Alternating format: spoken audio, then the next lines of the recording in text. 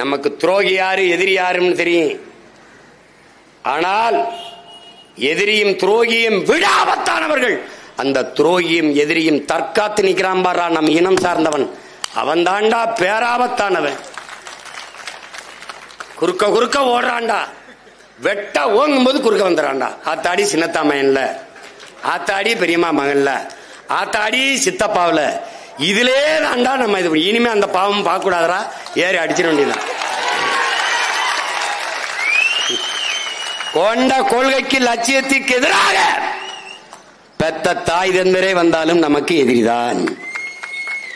இங்கே போர், லட்சிய கூட்டத்திற்கும் ரசிகர் கூட்டத்திற்கும் இடையே போர், சண்டை.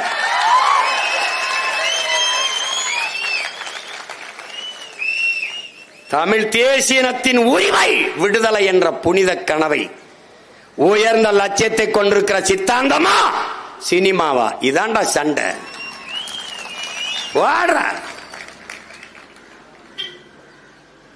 சாதாரண அரசியலாட நம்ம எடுத்து வைக்கிற அரசியலை இந்த நாட்டில் எவனாவது எதிர்கொண்டு அப்புறங்கள்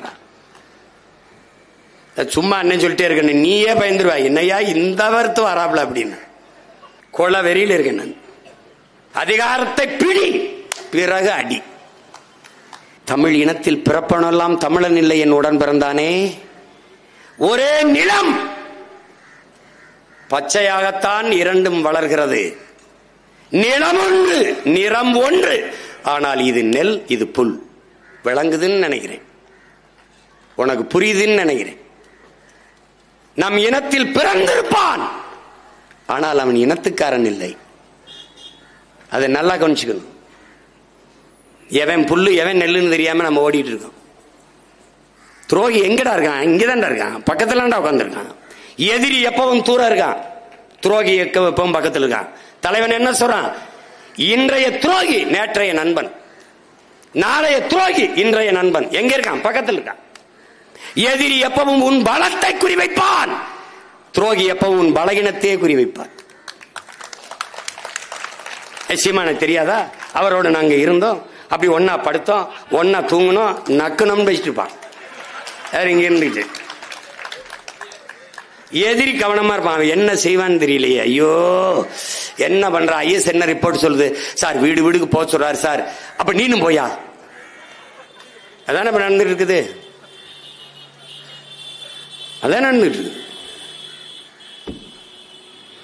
அறிவார்ந்த தமிழ் சமூகத்தின் பிள்ளைகள், இன உணர்வும் மான உணர்வும் கொண்ட பிள்ளைகள், இந்த தருணத்தை, இந்த வரலாற்று வாய்ப்பை என் தம்பி மருத்துவர் கார்த்தி சொன்னது மாதிரி, இது வரலாறு நமக்கு கையளித்திருக்கிற ஒரு அரிய வாய்ப்பு. இதை விட்டுறாதீங்க. விட்டீங்கன்னா கஷ்டம். தமிழ் என்ற ஒரு மொழி இருந்தது, தமிழர் என்ற ஒரு இனம் இருந்தது, அது பெருமைகளோடு வாழ்ந்து சிறந்த ஒரு மூத்த இனம். இந்த எந்த அடையாளமும் உனக்கு இருக்காது. உங்களுக்கு கண்ணுக்கு தெரிய வேண்டியது ஒன்னே ஒண்ணுதான், மற்றவர்களுக்கு தேர்தல், நமக்கு போர். இது அரசியல் களம் அல்ல, தேர்தல் களம் அல்ல, போர்க்களம். அறிவாயுதம் ஏந்தி உயர்ந்த லட்சியத்தை கொண்டு களத்தில் நிற்கிற புரட்சிகர இது போர். ஒன்னே ஒண்ணுதான், வென்ற வெற்றி ஒன்றை தவிர நமக்கு எந்த விடிவும் கிடையாது. வெறி கொண்டு பாயுங்க, போட்டி போடுங்க, போட்டி போடுங்க. நாட்டை வெல்லணும், நாட்டை வெல்லணும், இல்ல உன் தொகுதியை வெல்லணும். அப்படி ஒவ்வொரு வீரனும் போரிடு, நாட்டை வெல்லுவான், ஒரு பிரச்சனையும் கிடையாது. அடி பார்த்துக்கிறோம். பாரா, நம்ம நிறுத்துற வேட்பாளர் மாதிரி இந்திய நிலத்தில் எவனாவது வேட்பாளர் நிறுத்தி போரிடுறானான்னு பாரு. நம்பிக்கையோட நில்ற. எல்லாவற்றுக்கும் துன்ப துயரங்களுக்கெல்லாம் ஒரே விடிவுதான் நம்முடைய வெற்றி தான். ஏன் ஸ்டாலினை போய் ஏன் பார்த்த? நான் என்ன செய்யணுங்கிறது எல்லாரையும் எனக்கு எழுதி விடுறான். ஆஹா, பல்லு 8 மணிக்கு விளக்கணும், விளக்கூடாது. ஆஹா, அந்த சட்டை போடாத, இந்த சட்டை போடு. ஏன் நீ வெள்ளை சட்டையை போடுற? எல்லாம் என்னடா கடன் வாங்கி மூளைங்கிறது எனக்கு இருக்குது. எனக்கு இவன் கடன் வாங்கி வேலை செய்யறவனுக்கு நான் ஸ்ட்ராட்டஜிஸ்ட் வச்சுட்டு வேலை செய்யறான்லடா. நான் எனக்கு இருக்கிற சிந்தனைக்கே வேலை செய்ய ஆள் இல்லை, கூட்டம் இல்லை. அவரை ஏன் பார்த்தானு தேவ வாசகம் இறை செய்தி இருக்குது. விருந்தில் நல்விருந்தில் நீ பங்கேற்கலனாலும் துயரத்தில் பங்கேறுங்குது, ஒருத்தர் துன்பத்தில் போய் பங்கேற்றுங்குது.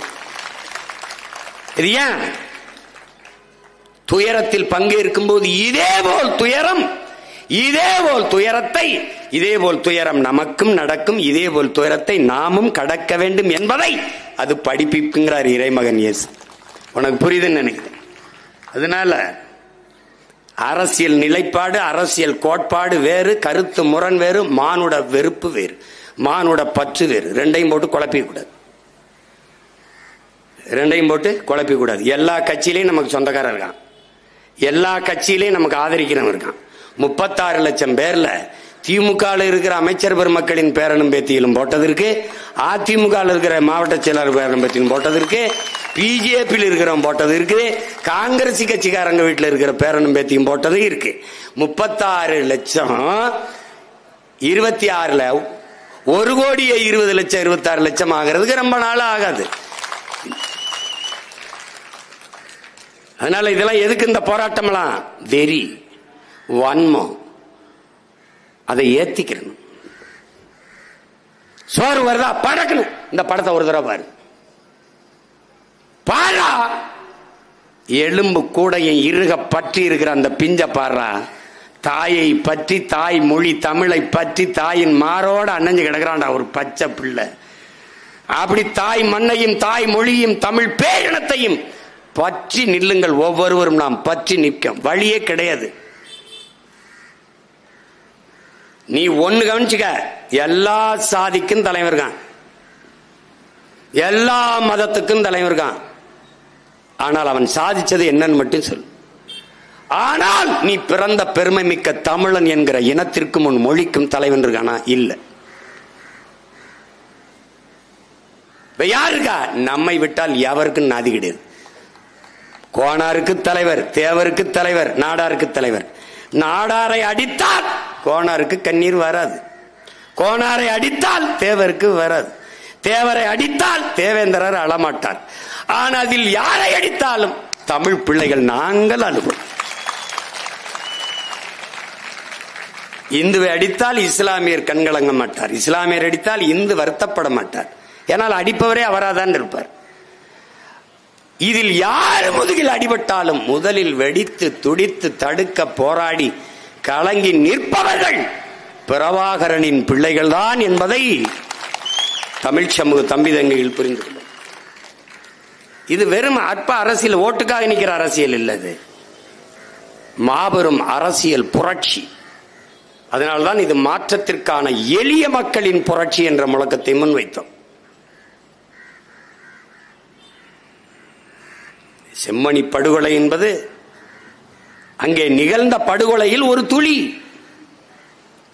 லட்சக்கணக்கான மக்கள் கொன்று புதைக்கப்பட்டிருக்கிறார்கள். 10,000 பேரை செத்து போனார்கள் என்று ஒரே சொல்லில் முடித்து விட்டான். கேட்க நாதி கிடையாது.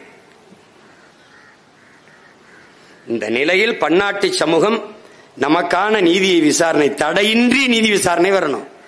அது எப்போது வருமென்றால், தமிழ் தேசிய இனத்திற்கென்று ஒரு அரசு, தமிழ்நாடு அரசு தமிழர் அரசா வரணும்.